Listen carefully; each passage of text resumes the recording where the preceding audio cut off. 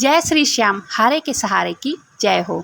श्याम भक्तों, जब जीवन में हर तरफ से अंधेरा दिखता है, जब कोई रास्ता दिखाई नहीं देता, तब हम दोस्त या रिश्तेदारों की तरफ देखने लग जाते हैं। हम सोचते हैं कि शायद कोई हमारी मदद कर दे, लेकिन ऐसा नहीं होता है। हर कोई मुसीबत में अपना मुंह फेर लेता है। यदि इन सब जगह से अगर हम प्रभु की तरफ बढ़ते हैं, तो इससे बड़ा हमदर्द हमारा कोई नहीं होता है, इससे बड़ा मददगार हमारा कोई नहीं होता है। यह हमारे प्रारब्ध ही हैं, जो कि हमसे हमारे प्रभु को अलग कर देते हैं। व्यक्ति को चाहिए कि वो संसार की तरफ नहीं, बल्कि प्रभु की तरफ जाए और प्रभु से एक रिश्ता बनाए, निरंतर उनकी पूजा करे, उनका नाम जाप करना चाहिए। फिर देखिए, आपको खुद अनुभव होगा कि प्रभु उस रिश्ते को कितना अच्छे से निभाते हैं। आज की जो कहानी मेरे पास आई है, वो ऐसे परिवार की कहानी है जो कि भूखे तो सो सकता था, लेकिन कभी किसी का हक नहीं मार सकते थे। यह कहानी मुंबई के रहने वाले पिंटू जी और उनकी पत्नी संगीता, उनके 2 बच्चे, बेटी प्रियंका और बेटा राहुल के साथ हुई बाबा श्याम के चमत्कार की कहानी है।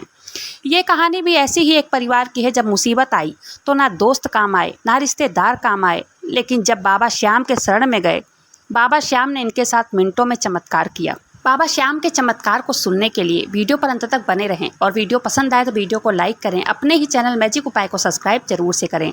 बाबा श्याम का जयकारा जरूर से लगाइएगा। तो यह कहानी है पिंटू की। पिंटू नामक एक व्यक्ति हैं जो मुंबई में रिक्शा चलाते हैं। उनका खुद का रिक्शा था, जो कि उन्होंने खुद फाइनेंस करा रखा था, जिसकी किस्तें निकालने में उन्हें बहुत ज़्यादा मेहनत करनी पड़ती थी, लेकिन उन्हें पूरी तरीके से सफलता मिल नहीं रही थी।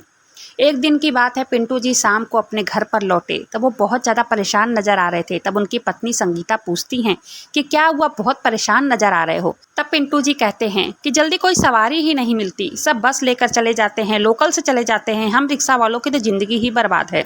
कभी भी 2-4 सवारी मिल जाती है, नहीं तो पूरा दिन ऐसे ही खड़ा रहना पड़ता है। तब पिंटू जी अपनी पत्नी से कहने लगे कि मैं दिन में भी रिक्शा चलाऊँगा और रात में भी, क्योंकि जब किस्त टाइम से नहीं भर पाऊंगा तो हमारा रिक्शा भी चला जाएगा। एक यही तो है रोजी रोटी हमारी। तब उनकी पत्नी ने कहा, अगर तुम दिन में भी रिक्शा चलाओगे, रात में भी चलाओगे, तो तुम्हारी तबीयत खराब हो जाएगी। उनकी पत्नी ने कहा कि आप परेशान मत हो, भगवान हमारे साथ कभी गलत नहीं होने देंगे, भगवान पर भरोसा रखो। तब पिंटू जी कहते हैं, ये सब कहने की बातें हैं, कोई भगवान कुछ नहीं करते, मैं आज रात से ही जाऊंगा गाड़ी चलाने। तब उनकी बेटी सुनती है, वो कहती है, पापा मेरा भी ग्रेजुएशन पूरा हो चुका है, मैं भी पढ़ी लिखी हूँ, क्यों ना मैं ही कोई जॉब कर लूँ, जॉब करके मैं आपकी मदद कर पाऊंगी। पिंटू जी यह सुनकर कहने लगे, बेटा ख्याल तो तेरा अच्छा है, देख ले अगर कहीं नौकरी मिल जाए तो। लेकिन यह बात संगीता को अच्छी नहीं लगी। वो गुस्से में कहती हैं, बिटिया पढ़ाई पूरी कर ली है, अब उसकी शादी करनी है कि नौकरी करवानी है? मुझे नौकरी नहीं करवानी है। तब पिंटू जी ने कहा, अच्छा ठीक है, तुम मुझसे इस बारे में बहस मत करो। उनकी बेटी प्रियंका अपने पापा के पास जाकर कहती है, पापा मम्मी को समझाओ, मैं अभी शादी नहीं करना चाहती हूँ, मैं तो कोई काम करूँगी। तब उनकी मम्मी कहने लगी कि जो मर्जी में आए वो करो। तब प्रियंका, पिंटू जी की बेटी, कई कंपनी में जॉब के लिए अप्लाई किया, लेकिन कहीं सिलेक्शन नहीं हो पाता था। अगर कोई कंपनी इंटरव्यू के लिए बुलाती तो वो बहुत कम तनख्वाह दे रही थी। तब प्रियंका ने पार्लर का कोर्स भी किया था। तब वो अपने पापा से कहने लगी कि पापा कहीं से पैसों का इंतजाम हो जाएगा, जिससे मैं एक पार्लर खोलना चाहती हूँ।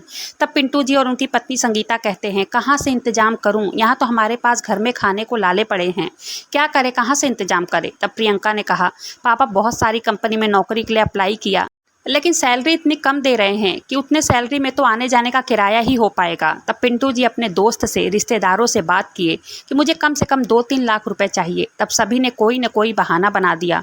तब पिंटू जी ने बैंक से लोन उठा लिया और अपनी बेटी के लिए किराए की दुकान ढूंढकर उसमें पार्लर का सामान भर दिया, लेकिन दुकान का किराया और सामान में ही सारे पैसे खर्च हो गए। भगवान का नाम लेकर प्रियंका ने ब्यूटी पार्लर शुरू कर दिया, लेकिन कोई आता ही नहीं था। 1-2 औरतें आती, वो भी इतनी गर्मी थी कि बिना एसी के कोई बैठना नहीं चाहती थी। सिर्फ पंखे में मेकअप कराना मुश्किल हो रहा था, क्योंकि पंखे में पसीने छूटते थे। तब पिंटू ने कहा एक आदमी से कि मुझे पैसे चाहिए, लेकिन उन्होंने कहा कि मैं 10% ब्याज दर पे तुम्हें पैसे उधार दूंगा। तब इन्होंने कहा ठीक है, कोई बात नहीं। तब इन्होंने 10% पे उधार ले लिया 1 लाख और दुकान में एसी लगवा दिया। ऐसे ही दिन गुजर रहे थे, महीने गुजर गए, लेकिन 1-2 औरतों से ज़्यादा कोई आता ही नहीं था, और जो भी आता तो बस 10-20 रुपए का सामान लेता। या तो थ्रेडिंग बनवा के ही चली जाती थी। तब दुकान पर कोई काम चल ही नहीं रहा था। प्रियंका की मम्मी बहुत गुस्सा हुई। मैं मना कर रही थी लेकिन तुम बाप बेटी मानते ही नहीं हो। इतना पैसा उधार ले लिया है, अब रिक्शे की किस्त हो गई है, बैंक की किस्त ऊपर से 10% पर ब्याज कहाँ से भरा जाएगा। वो बहुत गुस्सा हो रही थी। उनकी भी क्या गलती है, जिस काम के लिए इतना पैसा उधार ले लिया गया है वो भी काम नहीं चल रहा है तो बुरा तो लगता ही है। ऊपर से जिसमें पार्लर खोला था उसका भी किराया। उन्होंने फरवरी में ही पार्लर अपना ओपन किया था, लेकिन पार्लर ओपन किए 4 महीने हो गए थे, बिल्कुल भी नहीं चल रहा था। तब पिंटू जी, संगीता, प्रियंका सब बहुत परेशान थे कि दुकान का किराया 3 महीने का हो गया है। पिंटू जी और संगीता अपनी बेटी प्रियंका से कहने लगे, दुकान नहीं चल रही है, सिर्फ किराया बढ़ता जा रहा है। तू एक काम कर, सारा दुकान का सामान निकाल कर घर में रख और दुकान मालिक को हैंड ओवर कर दे। लेकिन प्रियंका को अपनी किस्मत पर बहुत गुस्सा आ रहा था। एक तो इतना कर्ज लेकर पार्लर खोला और वो भी चल नहीं रहा था। ऊपर से दिन पर दिन कर्ज बढ़ता चला जा रहा था, लेकिन कोई रास्ता दिखाई नहीं दे रहा था। अब तो दुकान का मालिक भी इनके दुकान पर रोज पहुंच जाता था। 4 महीने का किराया हो गया है, कितना बर्दाश्त करूं मैं, मेरा किराया दे दो। तब प्रियंका कहती, अंकल जैसे थोड़ा दुकान चलने लगेगी तब मैं आपके सारे पैसे दे दूंगी। तब दुकान का मात्र 1 महीने का किराया 7,000 रुपये था।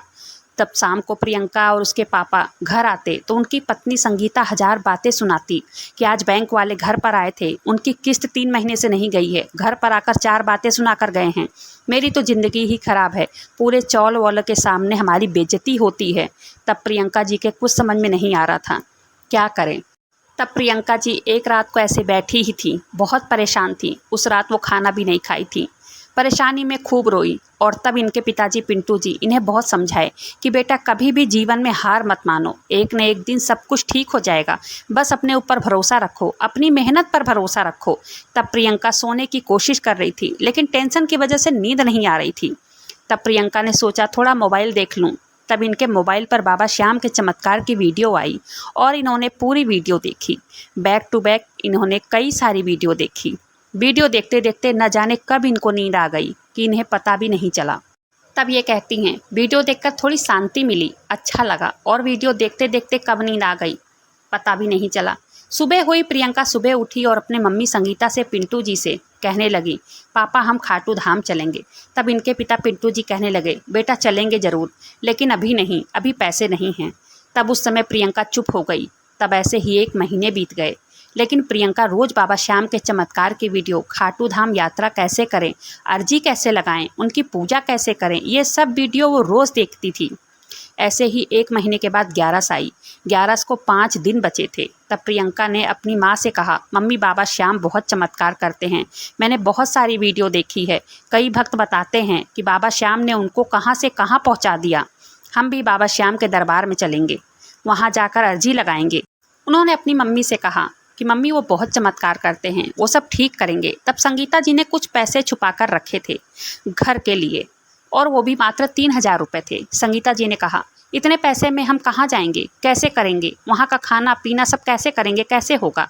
तब प्रियंका ने अपनी मम्मी से कहा कि हम अपने रिक्शे से ही चलते हैं, लेकिन पिंटू जी इसके लिए राजी नहीं थे। उन्होंने कहा कि नहीं, इतना दूर हम रिक्शा लेकर नहीं जाएंगे। तब प्रियंका ने कहा, चलो हम चालू ट्रेन में ही चलते हैं। तब सब लोग ना चाहते हुए भी तैयार हो गए और सब लोग चालू ट्रेन में बैठकर चल दिए खाटू धाम। ट्रेन उन्हें ले जाकर रिंगस छोड़ दी। वहाँ से वो खाटू धाम पहुँच गए और उन्होंने अर्जी लगाई। अर्जी में उन्होंने जितने जिसके भी कर्ज लिए थे उन सभी लोगों के नाम लिखे और नाम के सामने उनका पैसा लिखा। सब कुछ उन्होंने अर्जी में लिखा। उन्होंने अपने पार्लर के लिए भी लिखा।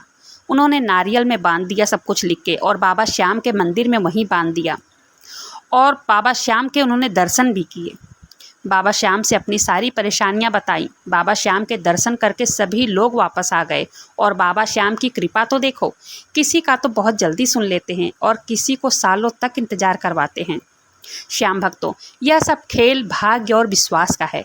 जो एकदम हार कर थक कर बाबा के चरण में पहुंच गया, तब उसकी नैया वो जरूर पार लगाते हैं। सभी लोग दर्शन करके अपने घर आ गए। रात में सब लोग घर पहुंचे। रात को सब लोग एकदम सो गए। सुबह के टाइम सबकी आंख खुली, सब लोग अपने अपने काम पर निकल गए। प्रियंका जी सुबह अपना पार्लर खोलती हैं। तब इनका काम बढ़ने लगा और पता नहीं क्या चमत्कार हुआ कि जिससे भी कर्ज लिए थे ये सब पिंटू जी के पास फ़ोन करके अपने आप ही कहने लगे कि भाई ब्याज मत देना, जो पैसे हैं बस वही दे दो। 15 दिन के बाद राखी का त्यौहार था। इनके दुकान में सामान भी बहुत बिकने लग गया था और लोग फेशियल भी करवाने महिलाएं आती और सुबह से रात तक टाइम ही नहीं मिलता खाली बैठने का, यहाँ तक कि खाना खाने का भी टाइम नहीं मिलता। उसके बाद त्योहार पे त्योहार, करवा चौथ में जमकर दुकानदारी हुई, यहाँ तक कि इनकी माँ भाई को भी मदद करनी पड़ती। पिंटू जी के काम में भी काफ़ी बरकत होने लग गई थी। सब बाबा श्याम के चमत्कार को देखकर दंग थे कि मात्र बाबा श्याम के दर्शन से इतना बदलाव आया। उनकी माँ संगीता काम देखकर बहुत खुश थी। उनका भी बाबा श्याम पर विश्वास कई गुना हो गया था। पूरे चौल में घूम घूम कर बाबा श्याम का गुणगान करती थी। बैंक वाले भी अब घर नहीं आते थे क्योंकि जो कमाई होती सब पैसे जोड़ जोड़ कर कर चुकाने में लगे थे और मात्र 3 महीने में सारा कर्ज खत्म हो गया। प्रियंका का काम बहुत अच्छा चल रहा था। शादी के सीजन में इनका काम 4 गुना ज़्यादा बढ़ गया था, जिसकी वजह से एक लड़की भी इन्होंने पार्लर में रख ली थी मदद के लिए। साल भर में बाबा श्याम ने सब कुछ बदल दिया। जो एक एक पैसे के लिए पूरा परिवार तरस रहा था, वो आज कहाँ से कहाँ पहुँच गए थे। पिंटू जी से ज़्यादा तो उनकी बेटी प्रियंका कमा लेती है। अब उनका बेटा राहुल सीए की तैयारी कर रहा है। प्रियंका जी कहती हैं कि बाबा श्याम के दरबार में जो भी एक बार पहुँच जाता है तब वो उसे लीक से लाख बना देते हैं। वो कहती हैं मेरा पूरा परिवार बाबा श्याम के नाम का गुणगान करता है। रोज़ बाबा श्याम की पूजा मेरे घर में होती है और हम कई बार खाटू धाम भी जा चुके हैं। इस चमत्कार को 3 साल हो गए हैं। अब उनकी माँ संगीता प्रियंका के लिए लड़का भी देख रही हैं। तो इन सब के साथ बाबा श्याम के चमत्कार की ये सत्य कहानी यहीं पर समाप्त होती है। वीडियो पसंद आए तो वीडियो को लाइक करें, अपने ही चैनल मैजिक उपाय को सब्सक्राइब जरूर करें, बाबा श्याम नाम का जयकारा जरूर से लगाइएगा। मिलते हैं फिर ऐसे ही किसी वीडियो के साथ, तब तक के लिए जय श्री श्याम, हारे के सहारे की जय हो।